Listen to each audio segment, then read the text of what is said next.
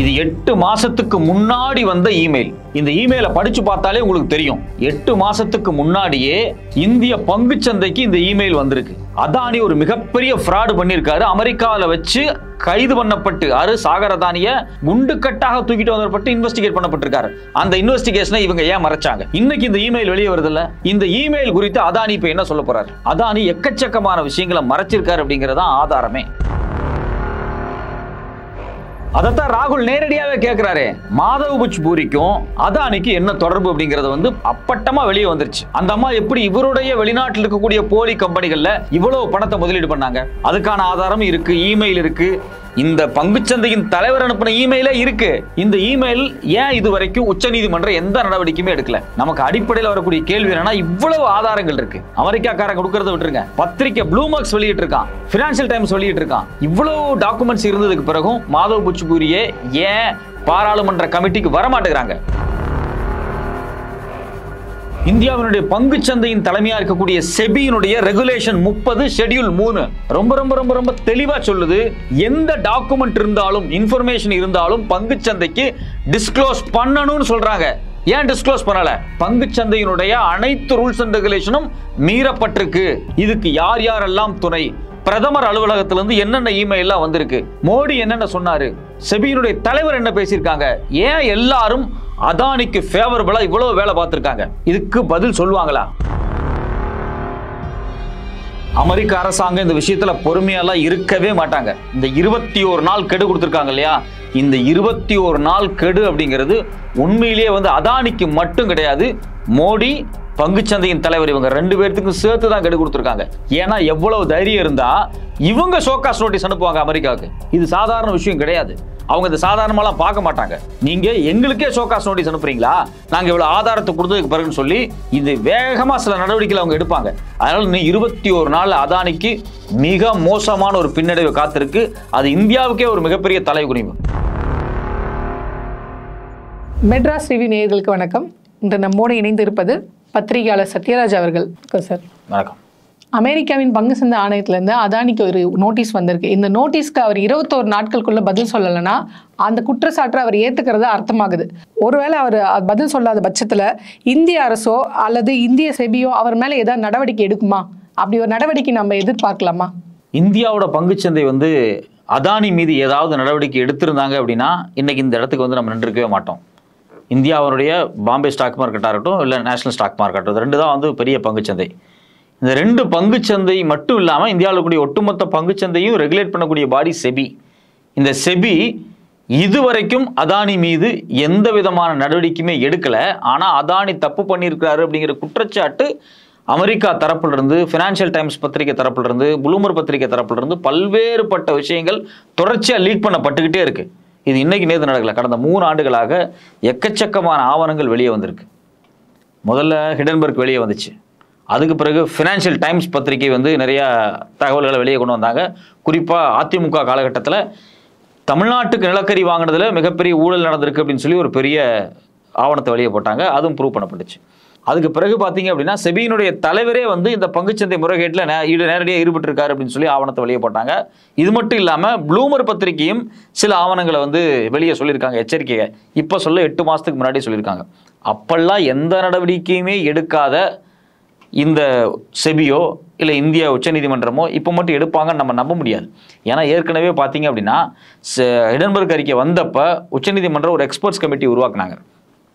அந்த எக்ஸ்பர்ட்ஸ் கமிட்டியில் நிறைய பேர் இருந்தாங்க, 5-6 பேர் இருந்தாங்க.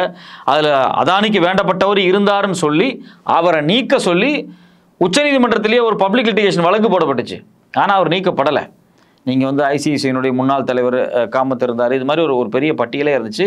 இவங்க எல்லாரும் என்ன சொன்னாங்க அப்படின்னா, அதாவது உச்சநீதிமன்றத்தினுடைய எக்ஸ்பர்ட்ஸ் கமிட்டி என்ன சொல்லுச்சு அப்படின்னா, அதானி மீது சொல்லப்படக்கூடிய குற்றச்சாட்டுக்கான முகாந்திரம் இல்லை அப்படிங்கிற மாதிரி தான் சொல்லி முடிச்சாங்க. இதே பேரலான காலகட்டத்தில் உச்சநீதிமன்றம் இன்வெஸ்டிகேட் பண்ணிட்டு இருந்த அதே காலகட்டத்தில் செபியும் ஒரு குழு போட்டு இன்வெஸ்டிகேஷனை பண்ணாங்க. செபி என்ன சொல்லுச்சு அப்படின்னா, இது கண்ணை கட்டி காட்டில் விட்ட மாதிரி இருக்கு, போகாத ஊருக்கு வழி தேடுற மாதிரி இருக்கு. இதனுடைய அதாவது அதானி சார்பாக உள்ள வந்துட்டு இருக்கக்கூடிய முதலீடுகள் எங்கெங்கிருந்து வருது, எந்தெந்த தீவுகள் இருந்து வருது, எந்தெந்த நிறுவனங்கள் இருந்து வருதுன்னு எங்களால் கண்டுபிடிக்க முடியல அப்படிங்கிற மாதிரி செபி அதை அறிக்கையில் சொல்லி முடிச்சாங்க. இப்படிப்பட்ட ஒரு பதிலை சொல்றதுக்கு செபிக்கு அசிங்கமா இல்லை, கேவலமா இல்லை. நீங்கள் இந்தியாவில் இருக்கக்கூடிய எல்லா பங்குச்சந்தையும் நிர்வகிக்கக்கூடிய இடத்துல இருந்துட்டு வெளிநாடுகள் இருந்து தீவுகள் இருந்து பல அந்நிய நாடுகள் இருந்து பணம் வர்றது எங்க இருந்து வருதுன்னே தெரியலங்கிறீங்களே. யார் வேணாலும் அப்போ முதலீடு பண்ணலாம்ல. ஒரு தீவிரவாதிகள் கூட இருக்காங்க வெளிநாடுகளில், அவங்க கூட பல்லாயிரம் கோடி இந்திய பங்குச்சந்தையில் முதலீடு பண்ணி இந்த பங்குச்சந்தையை குலைக்கலாம். கேட்டால் இது எங்க இருந்து வருதுன்னே தெரியலன்னு சொல்ல முடியுமா? அப்போ அதானி குறித்து ஒரு விஷயம் வரும்போது மட்டும் இது எங்க இருந்து வருதுன்னு தெரியல, இதுக்கு முகாந்திரமே இல்லை, இது குறித்து பொய்யான செய்தியை பரப்புறாங்க, இது இந்தியாவினுடைய மாண்பை கெடுக்கிறதுக்கு, இந்தியாவினுடைய பொருளாதாரத்தை சீர்குலைக்கிறதுக்கு அப்படின்னு சொல்லிட்டு 4 சங்கி உள்ள வர்றான். ஸோ அப்போ இது 21 நாட்களுக்குள்ள அமெரிக்க அரசாங்கம் ஏதாவது நடவடிக்கை எடுக்க தான் வாய்ப்பு இருக்கே தவிர இந்தியா இதிலிருந்து அதானி எப்படி காப்பாற்றலாங்கிறத மட்டும்தான் யோசிப்பாங்க. அதுதான் காலங்காலமாக நடந்துகிட்டு இருக்கு.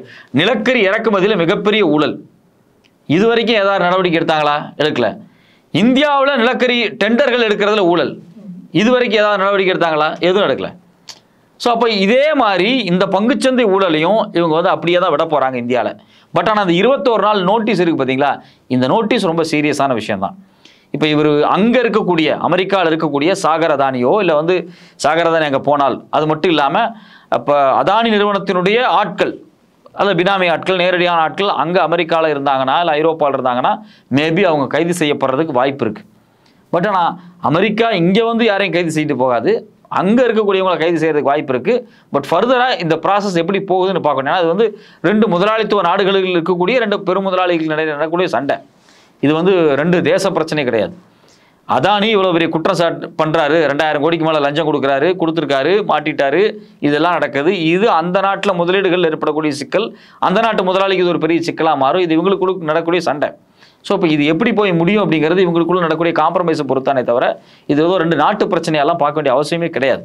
நம்மளாம் இப்போதான் ரொம்ப பரபரப்பாக பேசிட்டு இருக்கோம். 2200 கோடி அதானி அவர்கள் லஞ்சம் கொடுத்துருக்காரு அப்படின்னு சொல்லி இப்போதான் பரபரப்பாக. ஆனால் மார்ச் 2024 சாகர் அதானி அவர்கள் ஒரு இன்வெஸ்டிகேஷன் பண்ணியிருக்காங்க அமெரிக்கா. அதாவது அவருடைய ஃபோனை சீஸ் பண்ணி அவர் மேலே ஒரு இன்வெஸ்டிகேஷன் நடந்திருக்கு. ஆமாம், அமெரிக்காவே பண்ணியிருக்காங்க. அமெரிக்காவுடைய செக்யூரிட்டிஸ் எக்ஸ்சேஞ்ச் கமிஷனே அதை பண்ணியிருக்காங்க. இதை பற்றின தகவல் இங்கே மும்பை பங்குச்சந்தைக்கு இவங்க தெரியப்படுத்தினாங்களா?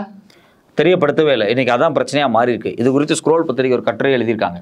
அதில் அவங்க என்ன சொல்கிறாங்க அப்படின்னா, வெளிநாடுகளிலிருந்து இன்வெஸ்டர்ஸை கேபிட்டல்ஸை கலெக்ட் பண்ணக்கூடிய இந்தியன் இன்வெஸ்டர்ஸாக இருந்தாலும் சரி, இல்லை இந்திய நிறுவனங்கள் வெளிநாடுகளில் செயல்பட்டாலும் சரி, அது யாராக இருந்தாலும் சரி, நீங்கள் வெளிநாடுகளிலிருந்து ஃபண்டை இறக்குறாலும் சரி, உள்நாட்டு ஃபண்டை கொண்டு வந்து போட்டாலும் சரி, ஏதாவது அவங்க மேலே, அதாவது அவங்களுடைய பங்குக்கு அல்லது செக்யூரிட்டிஸுக்கு, பாண்ட்ஸுக்கு, இவங்க கலெக்ட் பண்ணக்கூடிய பணத்துக்கு ஏதாவது பிரச்சனைகள் ஏற்படுது, அவங்க மேலே ஏதாவது கிரிமினல் குற்றச்சாட்டோ ஆன்டி கரப்ஷன் குற்றச்சாட்டு அது மாதிரி ஏதாவது சிக்கல்கள் வந்தால் அது குறித்து நீங்கள் வந்து இந்திய பங்குச்சந்தைக்கு வந்து தெரியப்படுத்தணும். ஏன்னா இது வந்து லிஸ்டட் கம்பெனி. அதானியினுடைய நிறுவனங்கள் 6 நிறுவனங்கள் வந்து லிஸ்டட், அதாவது Bombay stock exchange, Nifty stock எக்ஸ்சேஞ்சில் வந்து லிஸ்ட் பண்ணப்பட்ட கம்பெனி. ஏன்னா நீங்கள் வந்து இப்போ நிஃப்டினா ஒரு 50 கம்பெனி, 50 கம்பெனிஸ், அதாவது ப்ளூ சிப் கம்பெனிஸ் வந்து லிஸ்ட் பண்ணப்பட்டிருப்பாங்க. அவங்க குறித்து சர்வதேச லெவலில் ஏதாவது பிரச்சனைகள் நடந்ததுன்னா, ஏதாவது அவங்களுக்கு இன்வெஸ்டிகேஷனோ, அவங்க பங்கு சார்ந்து, செக்யூரிட்டி சார்ந்து, பாண்டு சார்ந்து என்ன நடந்தாலும் இந்திய பங்குச்சந்தைக்கு நேரடியாக இமெயில் மூலியமாக தெரிவிக்கப்படணும், இல்லை அவங்களுக்கு ரிப்போர்ட் பண்ணணும். அதுதான் பங்கு செபியினுடைய ரூல்ஸ் அண்ட் ரெகுலேஷன்.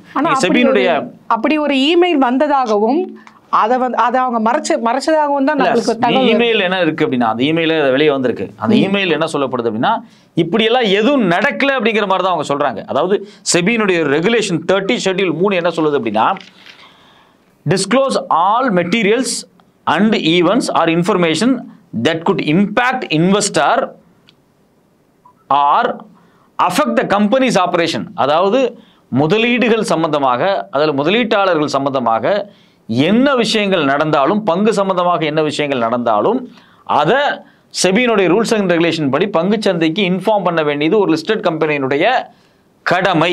அதான் அவங்களுக்கு அந்த பொறுப்பு இருக்கு. அப்போ கடந்த மார்ச் மாசமே இவர் வந்து இன்ஃபேக்ட் கைது செய்கிற மாதிரி தான் அது ஒரு நடவடிக்கை. ஒருத்தங்களை கூப்பிட்டு போய் உட்கார வச்சு இன்வெஸ்டிகேட் பண்ணி அவங்களுடைய இமெயிலு, லேப்டாப்பு, ஃபோனு எல்லாம் விசாரிக்கப்பட்டு அந்த டேட்டாஸ் எல்லாம் எடுக்கப்பட்டிருக்கு.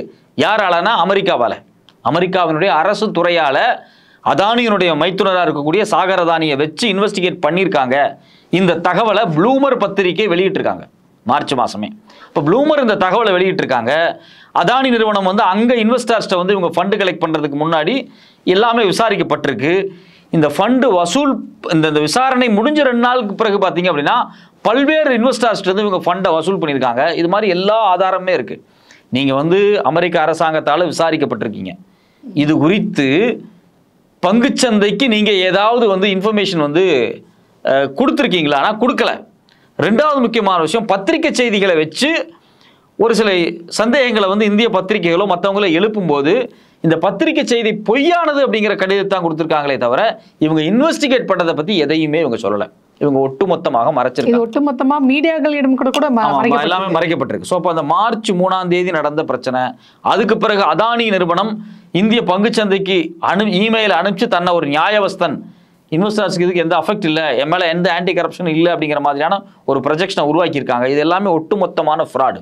ஸோ இந்த ஃப்ராட் நடந்ததுக்கு என்னை பொறுத்த வரைக்கும் இந்தியாவினுடைய செபி தலைவர் தொடர்பாக தான் இருக்க முடியும்.